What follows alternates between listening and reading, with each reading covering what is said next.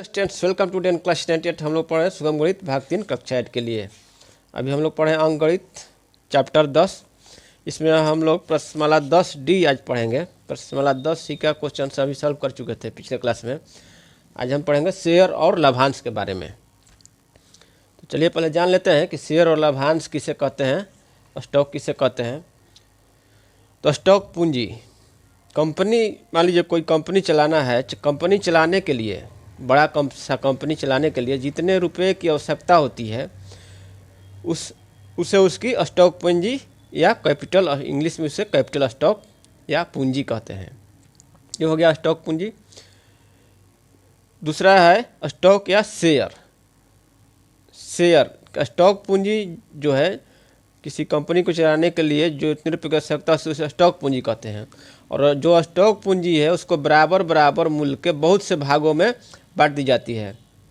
प्रत्येक भाग शेयर या स्टॉक कहलाता है। कंपनी चलाने के लिए बहुत सी पूंजी की आवश्यकता होती है जो कि एक व्यक्ति से वो संभव नहीं हो पाता है, तो स्टॉक पूंजी को बराबर बराबर मूल्य के बहुत से भागों में बांट दी जाती है और उसको शेयरों में बांट दिया जाता है। तो उसी प्रत्येक भाग को शेयर या स्टॉक कहते हैं। दूसरा चीज़ हो गया। तीसरा चीज़ है लाभांश। लाभांश, जब लाभांश किसको कहते हैं, इंग्लिश में इसको कहते हैं डिविडेंड। कंपनी का लाभ जो है एक नियत समय के अंत में, मान लीजिए 1 वर्ष के लिए शेयर दिया गया है, तो एक नियत समय होता है, 1 वर्ष 2 वर्ष जो भी समय है, एक नियत समय के अंत में शेयरधारियों में बांट दिया जाता है।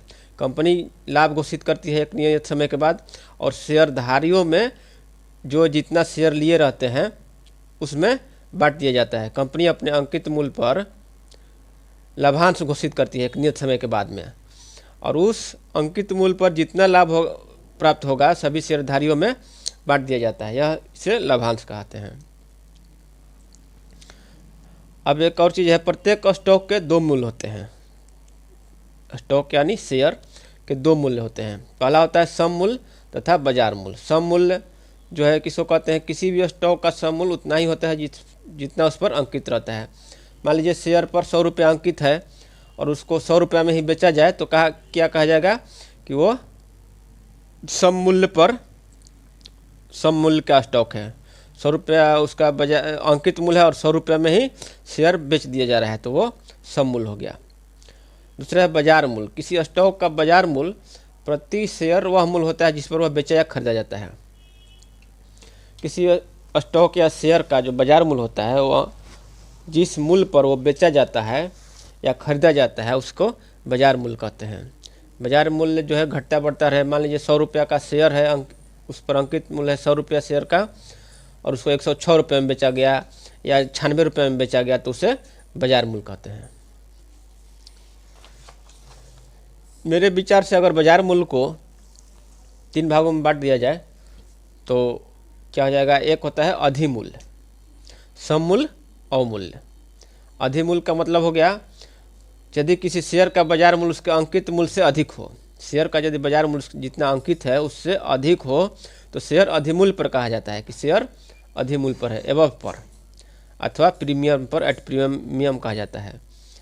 उसका जो शेयर का यदि बाजार मूल्य उसके अंकित मूल्य से अधिक हो, मान लीजिए 100 रुपये का शेयर मूल्य है, उसको 106 रुपये में बेच दिया जाएगा तो उसे अधिमूल्य कहा जाएगा। दूसरा है सम मूल्य। यदि किसी शेयर का बाजार मूल्य उसके अंकित मूल्य के बराबर हो तो शेयर सम मूल्य पर कहलाता है। तो 100 रुपया का शेयर है अंकित मूल्य, उसको 100 रुपया में ही बेचा जा रहा है तो उसे सम मूल्य पर कहा जाएगा। और तीसरा है अवमूल्य। यदि किसी शेयर का बाजार मूल्य उसके अंकित मूल्य से कम हो तो शेयर अवमूल्य पर, बिलो पर अथवा बटा पर डिस्काउंट कहा जाता है। कोई शेयर है उसको घाटा में यदि बेचा जाता है, 100 रुपये का शेयर उसको 96 रुपये में बेचा जा रहा है एट डिस्काउंट किसी कारणवश, तो उसे क्या कहा जाता है, अवमूल्य पर कहा जाता है, बिलो पर। तो ये हो गया आपका। अब देखते हैं प्रश्नमाला 10D। इसमें हमको जो जानकारी लेना था हम लोग जानकारी ले लिए। अब देखते हैं प्रश्नमाला 10D, पेज नंबर है 156। पेज नंबर 156 प्रश्नमाला 10D का पहला क्वेश्चन देखते हैं।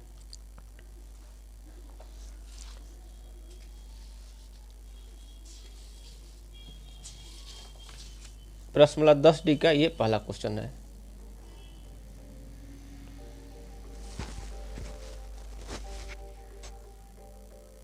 प्रत्येक 10 रुपया के 500 शेयरों के लिए क्रेता को कितना रुपया देना होगा, जबकि प्रत्येक का बाजार मूल्य 74 रुपया है, यदि शेयर धारकों ने शेयरों को सम मूल्य पर खरीदा है। शेयर धारक जो है वो शेयर को सम मूल्य पर खरीदा है, यानी सम मूल्य मतलब अंकित मूल्य पर 10 रुपया पर खरीदा है, और बेच रहा है कितना, बाजार मूल्य है उसका 74 रुपया। अंकित मूल्य है 10 रुपया, बाजार मूल्य 74 रुपया है, और शेयरों की संख्या है 500 शेयरों। तो 500 शेयरों के लिए क्रेता को, पहला क्वेश्चन है, क्रेता को कितना रुपया देना होगा। तो प्रत्येक शेयर का अंकित मूल्य कितना है, 10 रुपया है, और प्रत्येक शेयर का बाजार मूल्य 74 रुपया। शेयरों की संख्या 500 रुपया है, तो क्रेता को कितना देना होगा। क्रेता द्वारा भुगतान की गई राशि शेयरों की संख्या अगुना में कितना में खरीद रहा है वो क्रेता, 74 रुपया में एक शेयर। तो ये आपका हो जाएगा 37 दूनी 74 होता है, तो 37,000 रुपया, 37,000 रुपया आपको हो जाएगा पहला आंसर, क्रेता द्वारा भुगतान की गई राशि। अब दूसरा क्वेश्चन कह रहा है कि शेयर धारक ने शेयरों को सम मूल्य पर खरीदा है, यानी शेयर धारक जो है वो 10 रुपया में खरीदा है, तो उसे कितना लाभ हुआ होगा। तो इसमें यहाँ पर लिखेंगे शेयर धारक को, जो शेयर बेच रहा है, शेयर धारक तो सम मूल्य पर खरीदा है, तो शेयर धारक को एक शेयर से लाभ कितना है, एक शेयर से लाभ, एक शेयर से लाभ कितना जगह 74 रुपया में बेच रहा है और ख़रीदा है 10 रुपया में, तो 64 रुपया एक शेयर से लाभ हो जाएगा। तो शेयर धारक को 500 शेयर से कितना लाभ हो जाएगा, 500 शेयर से लाभ हो जाएगा 64 गुना में 500, तो ये आपका 32,000 रुपया हो जाएगा। तो आंसर हो गया, पहला आंसर 37,000 रुपया, दूसरा आंसर 32,000 रुपया। क्रेता द्वारा भुगतान की गई राशि 37,000 रुपया, और शेयर धारक का लाभ हो गया 32,000 रुपया। बहुत लाभ कमा लिया। दूसरा क्वेश्चन देखते हैं।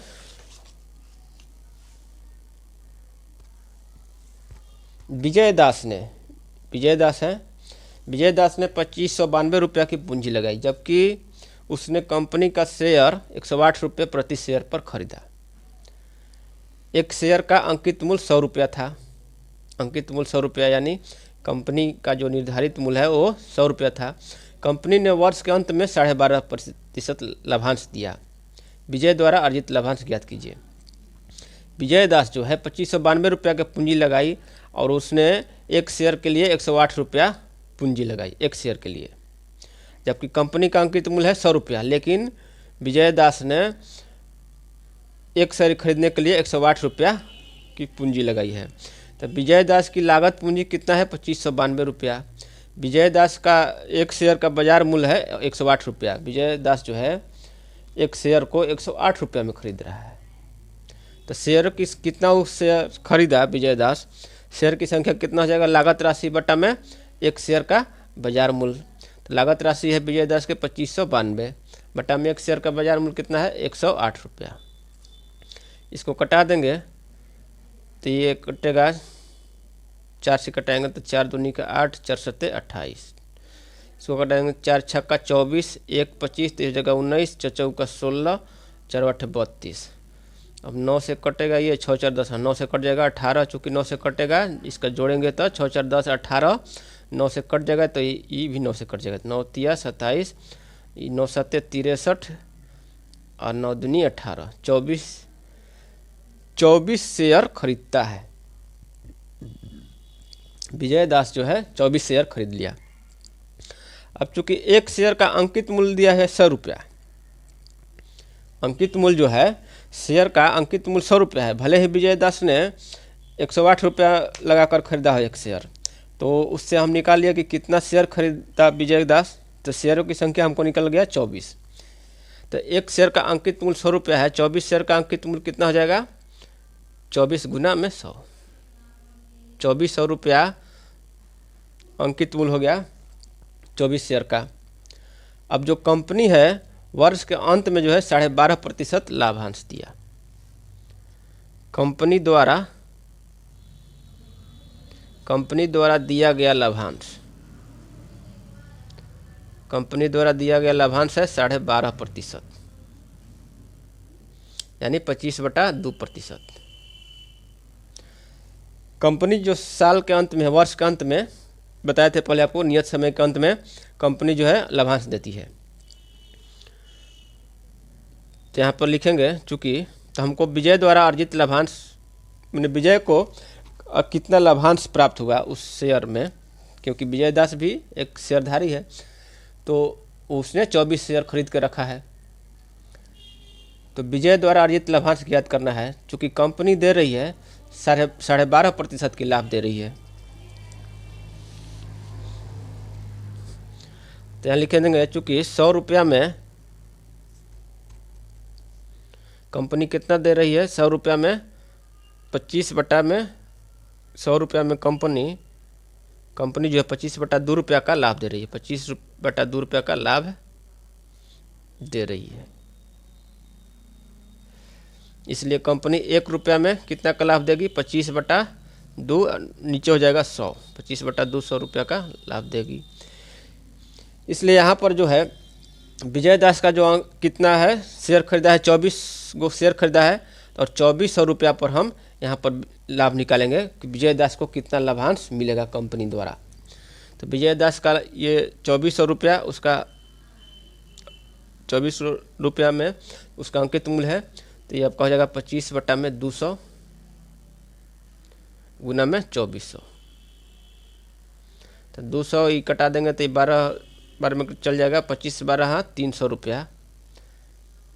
300 रुपया जो है विजय द्वारा अर्जित लाभांश हो जाएगा 300 रुपया। विजय द्वारा अर्जित लाभांश साल के अंत में 300 रुपया, यही आंसर हो जाएगा। अब तीसरा क्वेश्चन देखते हैं।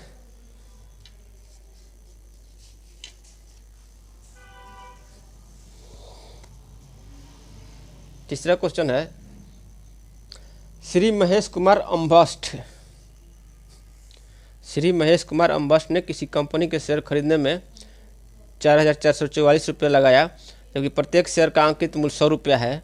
वर्ष के अंत में कंपनी दे रही है 15% लाभांश दिया, इससे जो है अम्बस्ट को 600 रुपया आमदनी के रूप में प्राप्त हुआ, 600 रुपया प्राप्त। इसमें जो है दलाली 1% हो, दलाली भी देना है।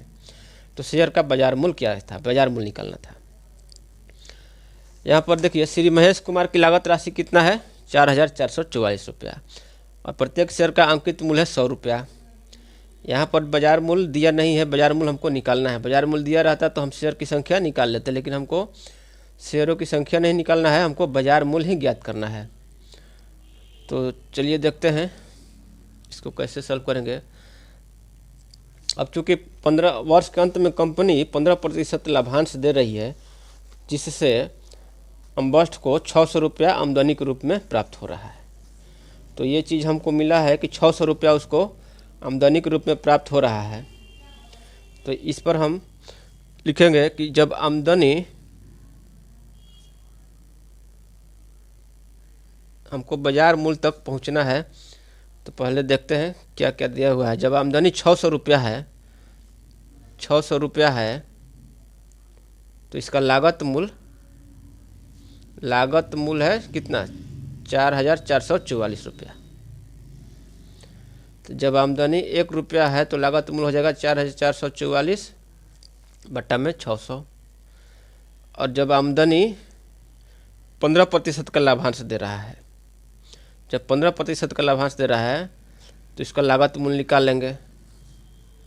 15 रुपया है तो लागत मूल्य 4,444 बटा में 600 गुना में 15, तो इस जगह 15 चौका 60, 40 हो गया।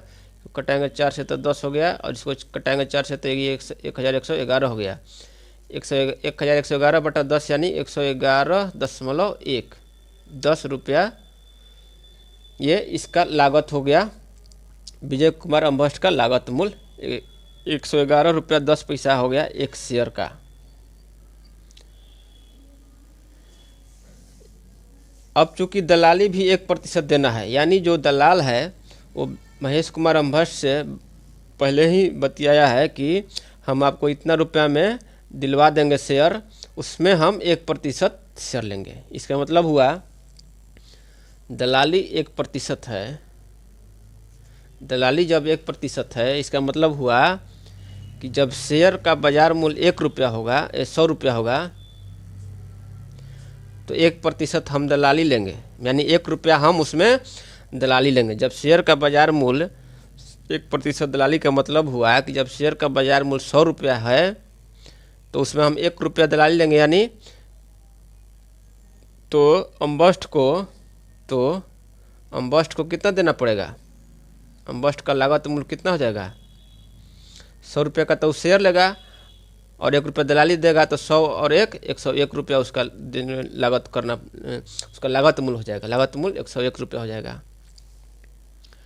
फिर लिखेंगे चूँकि जब लागत मूल्य 101 रुपया है, 101 रुपया है, तो बाजार मूल्य कितना है? इसको उल्टा कर दिए, बाजार मूल्य, क्योंकि हमको लागत मूल्य प्राप्त है, बाजार मूल्य 100 रुपया है,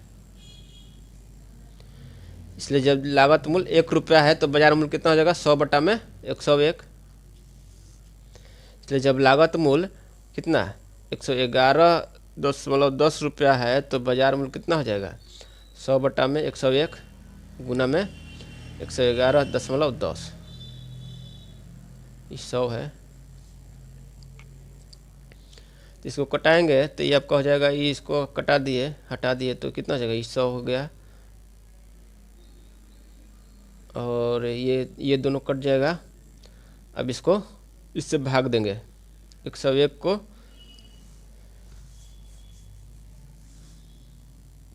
इसको 101 को भाग देंगे, यहाँ पर 101 को भाग देंगे, 11 जीरो है, इसको भाग देंगे तो एक बार में जाएगा, 101 हो जाएगा, बच जाएगा, ये हो जाएगा 0 10, फिर हो जाएगा 101, तो एक बार में फिर जाएगा, तो 101 कट गया, 0, तो 110 रुपया आपका बाजार मूल्य हो जाएगा।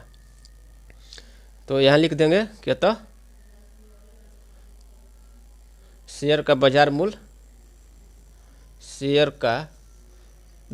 मूल्य बराबर 110 रुपया, यही हमारा आंसर हो गया। तो इस तरह से हम लोग जो है प्रश्नमाला 10D का पहला, दूसरा, तीसरा क्वेश्चन सॉल्व कर लिए और कुछ समझ लिए इसके बारे में, शेयर और लाभांश के बारे में। अगले क्लास में हम लोग चार से ख़त्म करेंगे, 4, 5, 6, 7 बनाएंगे। तब तक के लिए धन्यवाद।